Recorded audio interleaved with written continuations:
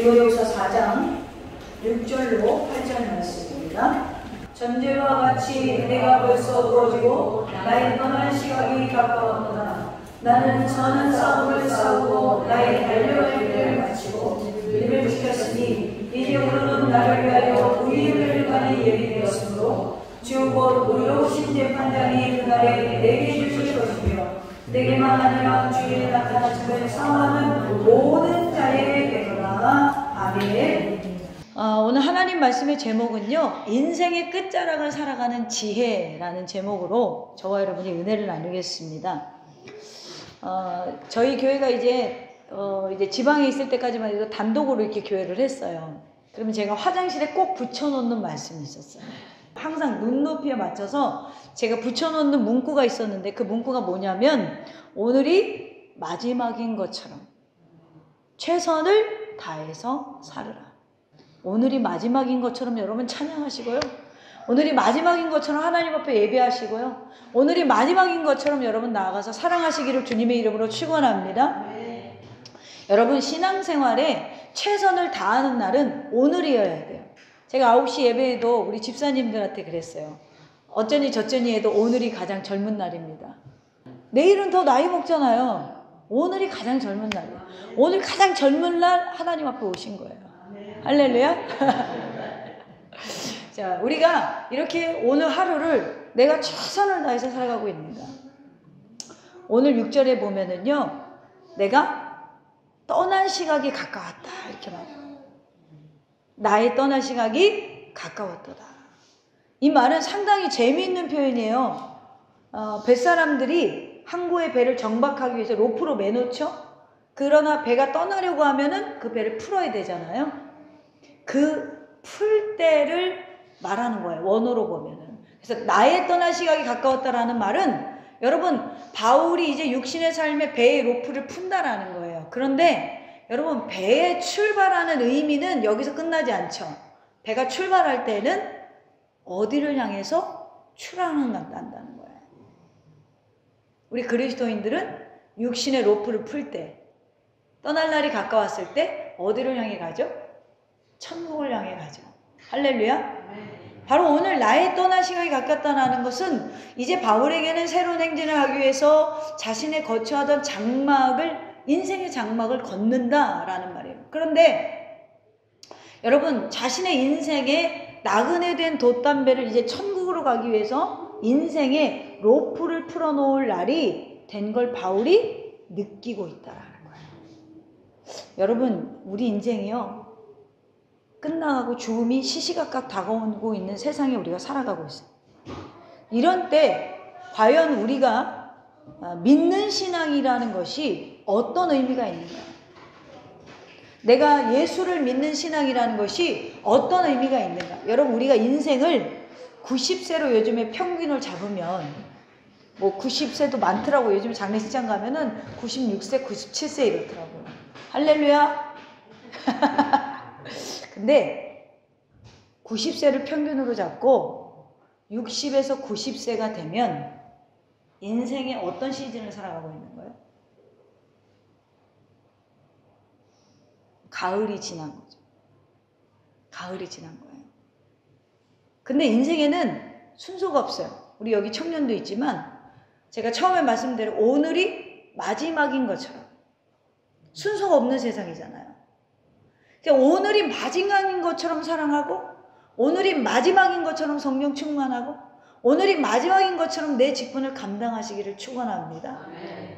오늘 디모데 전후서는 사도 바울이 이제 젊은 목회자인 디모데에게 마지막으로 써서 보낸 편지예요.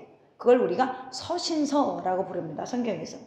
특히 순교의 이제 죽음을 목전에 두고 있는 순간에 디모데후서는 바울의 유언서, 바울의 신앙 고백서라고도 별명이 붙여져 있어요. 사람은 죽음을 앞두면요, 누구나 진지해져요. 인생에서 가장 바울이 진지한 순간에 어떤 말을 하고 있는가 우리가 집중해 볼 필요가 있다라는 거예요. 이 서신은 그래서 단순한 격려와 권면의 말씀의 차원을 넘어서 정말 인생의 마지막 끝자락을 바라보면서 우리 그리스도인들이 어떻게 살아야 된다라고 바울이 외치는 한마디. 여러분, 아직 우리는 젊지만요. 그러나 세상은 시작이 있으면 끝이 있습니다. 날 때가 있으면 죽을 때가 있고, 웃을 때가 있으면 슬퍼할 때가 있고, 괴로울 때가 있으면 즐거운 날이 있고, 다 때가 있어요. 벌써 2023년도도 9월의 첫째 주일을 맞이하고 있어요.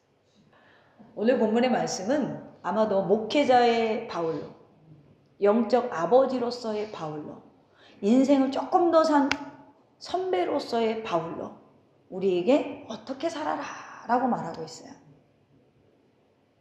오늘 이 고백을 들으면서 우리도 내가 이제 어떻게 살아야 하는지 삶의 인생의 방향이 정해지기를 주님의 이름으로 축원합니다. 첫째는 6절에 보니까 때를 바로 알고 준비하는 사람이 되어야 된다는 거예요. 전제와 같이 벌써 부어지고 나의 떠날 기약이 가까웠도다. 여기서 전제라는 게 뭐냐면 구약의 제사법에서 제일 마지막에 붙는 행위를 전제라고 해요. 민수기 15장에 보면 화제, 번제, 서원제, 낙헌제 이렇게 순서를 하는데 마지막 제사 순서가 전제예요. 전제는 여호와 앞에 향기로운 제물인데 전제의 기본에는 포도주가 포함이 돼요. 그래서 붓는다라는 의미가 있어요. 그리고 벌써 부어지고 이렇게 돼 있죠. 부어졌다라는 것은 이제 과거형으로 떠날 기약이 이르렀다라는 거예요. 내가 이제 내 인생을 촛불과 같이 다 태웠어.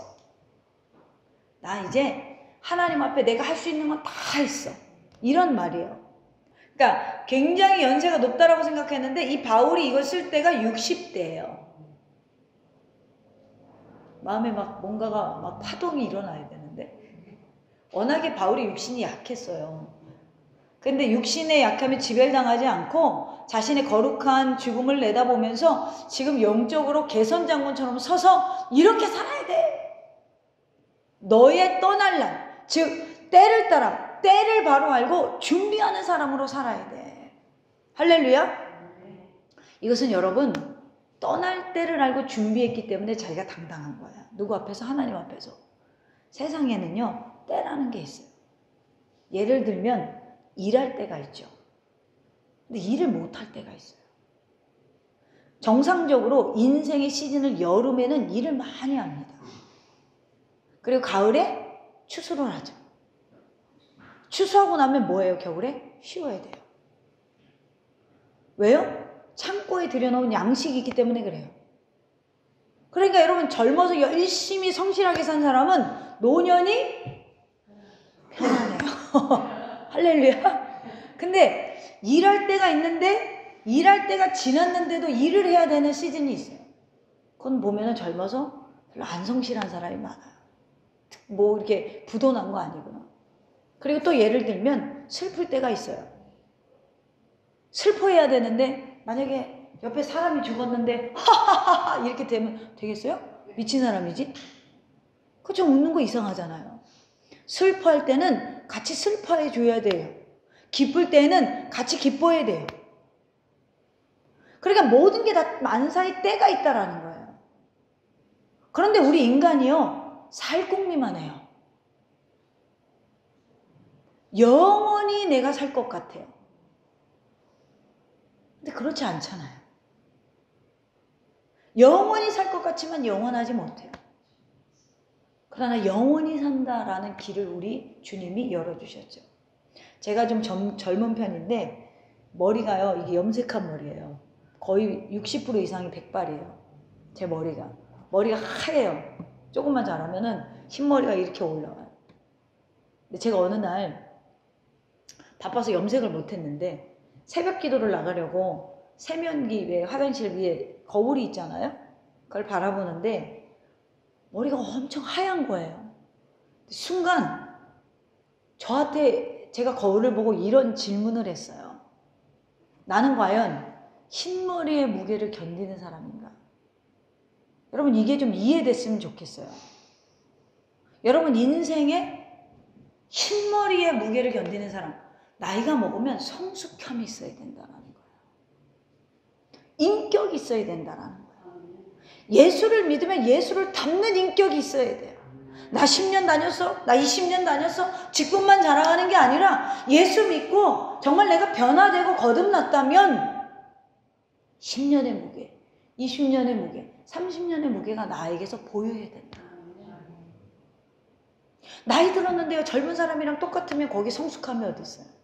그래서 제가 제 얼굴 바라보면서 나는 과연 이 흰머리의 무게를 견디는 사람인가? 여러분, 내가 좀 젊다고 요즘 순서 없습니다. 가는 순서. 항상 우리는 낫기 때문에 떠날 기약이 우리에게는 정해져 있어요. 근데 아무도 몰라, 그건. 하나님만 아셔. 그래서 인생에는 종말이 두 가지가 있죠. 기독교에서 말하는 종말 첫 번째는 뭐예요? 그리스도가 다시 오실 때 세상 종말을 이야기하고요. 두 번째는 개인 종말이 있어요. 개인 종말은 언제예요? 심장이 멈출 때. 숨이 멈출 때. 살아가는 더셈의 가족 여러분, 오늘 만약에 내게 24시간밖에 없는 최후의 날이라면 여러분 주님 앞에 서실 자신 있으십니까? 아무도 자신이 없을 거예요. 장례식에 가면 자녀들이요, 이제 제가 위로해 주잖아요. 항상 하는 말이 있어요. 이럴 줄 알았으면 그날 엄마를 가서 만날 거려. 이럴 줄 알았으면요, 우리 아버지랑 여행 한번 갈 거려. 부모님이 살아계시다면 잘 들으시기를 바랍니다. 여러분, 후회하는 자녀들을 많이 만나요. 그러니까 지금 사랑하세요. 지금 하나님 앞에 봉사하세요. 지금 하나님 앞에 나오세요. 우리의 종말이 항상 지금이라고 생각하고 후회함 없도록 준비하는 사람이 바로 하나님 앞에 당당히 설 수 있다는 거예요.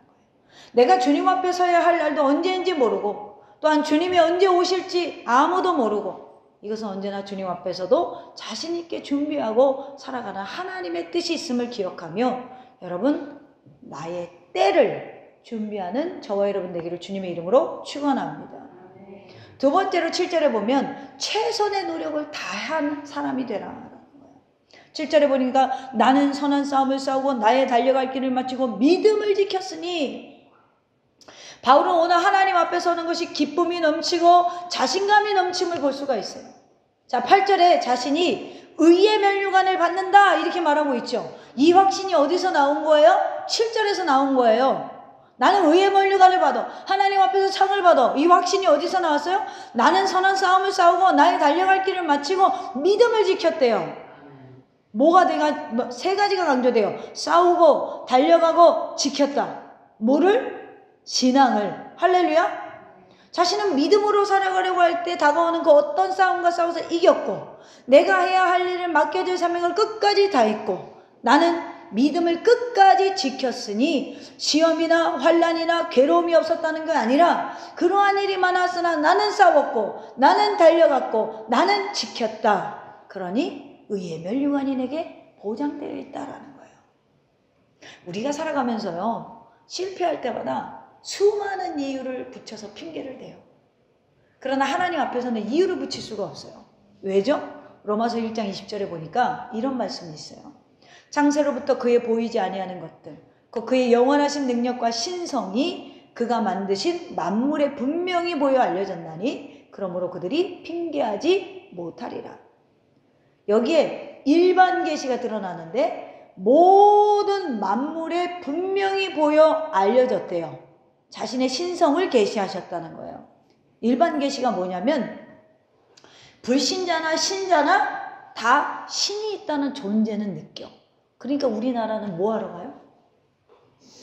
이거 하러 가. 이거 뭔지 몰라요? 안 다녀봐서? 그렇죠.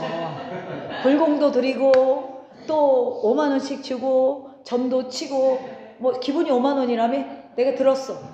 가면 기본이 5만 원이라고.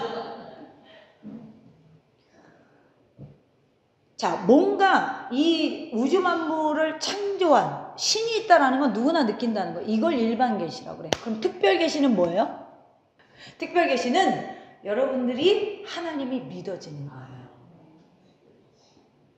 그래서 우리가 그 계시로 말미암아 구원을 받게 되죠.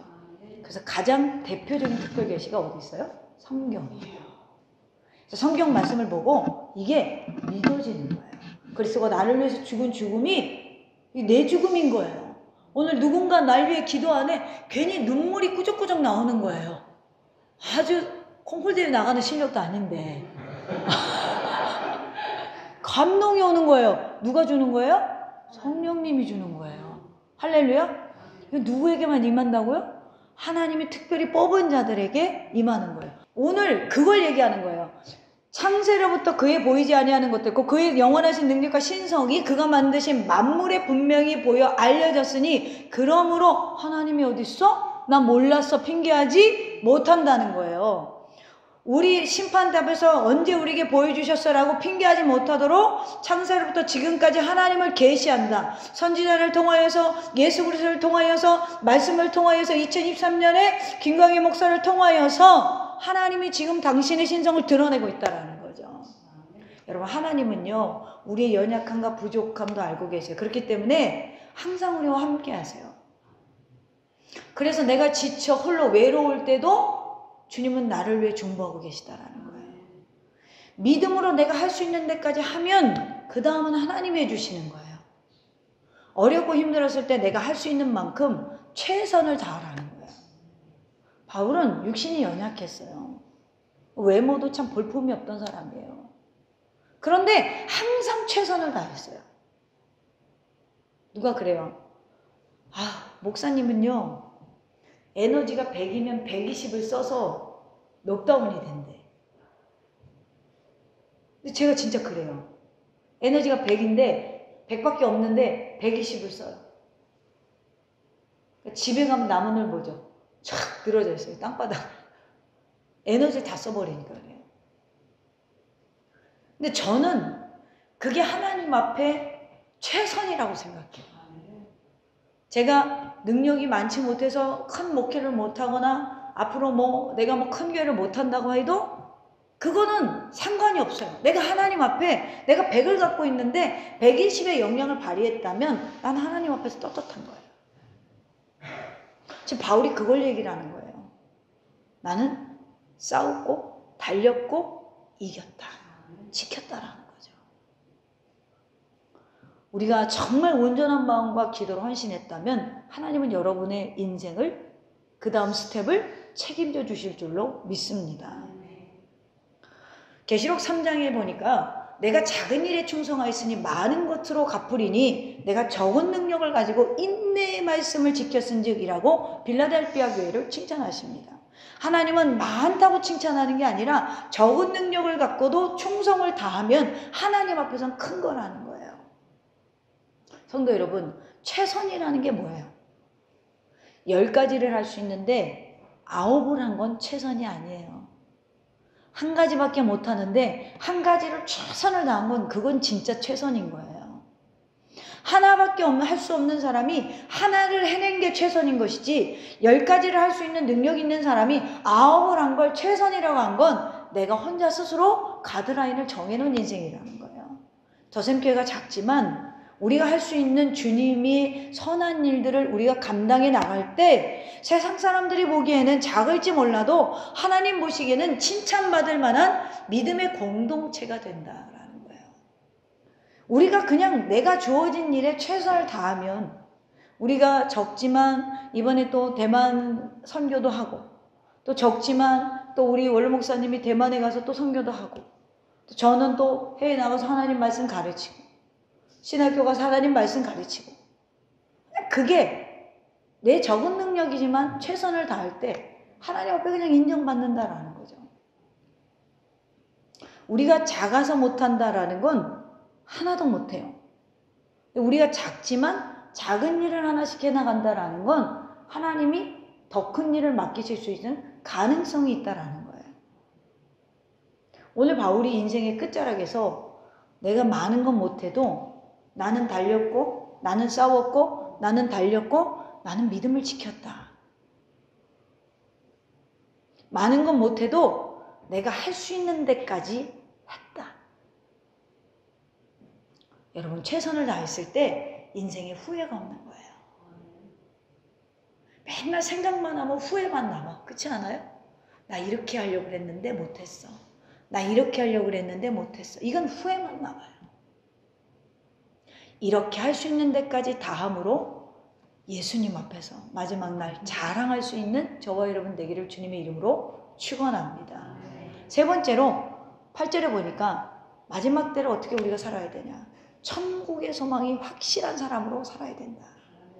인생의 끝자락을 살아가는 지혜는 뭐라고요? 천국의 소망이 확실해야 된다는 거예요. 8절 보겠습니다. 이제 후로는 뭐예요? 죽음 이후를 말하는 거예요.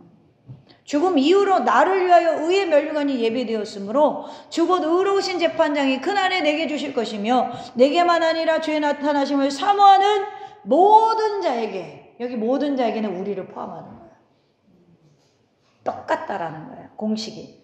바울은 면류관을 받아 쓸 것만 남았다는 확신에 참으로 감사하고 감격하는 천국의 소망이 넘치기에 세상의 풍파에 흔들리지 않고 자기의 일을 다했다라는 거예요. 다니엘 3장에 보면 한 번만 우상에게 절하면 살려주겠다는 느부갓네살의 왕이, 바벨론의 느부갓네살 왕이 부탁함에도 불구하고 사드락과 메삭과 아벳느고라는 다니엘의 세 친구가 왕이여 이 일은 우리랑 상관이 없습니다. 그래서 다니엘 3장 17절에 보면 이런 말씀이 있어요. 왕이여 우리가 섬기는 하나님이 계시다면 우리를 맹렬히 타는 풀무불 가운데서 능히 건져내 주시겠고 왕의 손에서도 건져내시리이다. 건지셨어요? 안 건지셨어요? 건지셨어요. 건지셨어요. 그러니까 왕의 손에서도 건져 주시겠거니와 그렇게 아니하실지라도 우린 절하지 않겠습니다.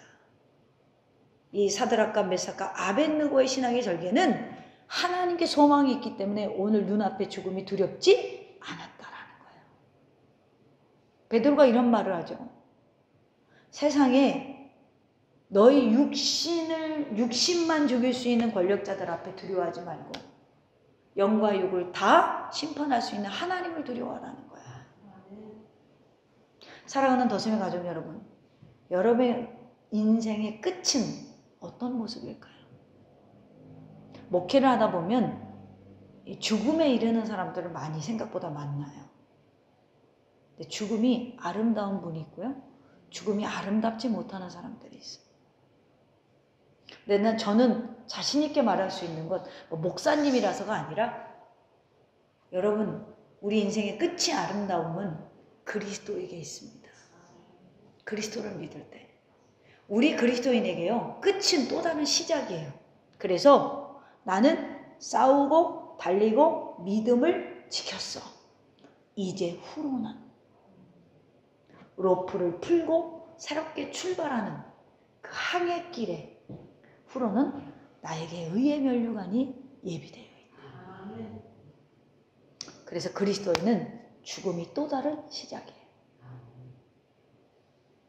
우리들은 진정한 끝을 바라보고 오늘 매일매일의 삶에 최선을 다하는 삶. 요즘에 많은 교회들이 교회 강단에서 사랑하면서 유익한 얘기들을 많이 해요. 물론 사랑하면서 유익한 얘기가 우리에게 힘을 주고 능력을 주고 굉장히 중요합니다. 그러나 그리스도인이라면 사후 세계관이 정확해야 돼요. 이후가 있다라는 거. 내세가 있다라는 거. 그래서 여러분 끝을 바라보시고 오늘 매일이 마지막인 것처럼 바울과 같이 인생의 저녁에 나의 달려갈 길을 마쳤다 하면서도 자신 있게 의의 면류관이 우리에게 예비되어 있음을 확신하는 여러분 결과가 많고 적은 것보다 오늘 내가 할 수 있는 최선을 다해. 그러면 하나님 앞에 자신이 있을 수 있어요. 천국의 소망으로 가득 찬 사람은요. 세상의 어떤 것도 이기고 죽음, 부끄러움이 없습니다. 우리 모두 저는 어떻게 보면은 교회가 크지 않아서 감사한 것도 있어요. 왜냐하면 저는 우리 교회에 나오는 모든 사람들이요. 주님께 칭찬받는 사람이 됐으면 좋겠어요. 예수님께 인정받는 사람들이 됐으면 좋겠어요. 저도 그렇게 여러분들이 성장하도록 양육할 거고요. 그리고 그러기 위해서는 여러분도 오늘 최선을 다하는 사람이 돼야 돼요. 그래서 그리스도 앞에 마지막 심판대 앞에서 칭찬받는 더생교회, 그리고 칭찬받는 여러분의 가정, 그리고 칭찬받는 여러분 개개인 되시기를 주님의 이름으로 축원합니다.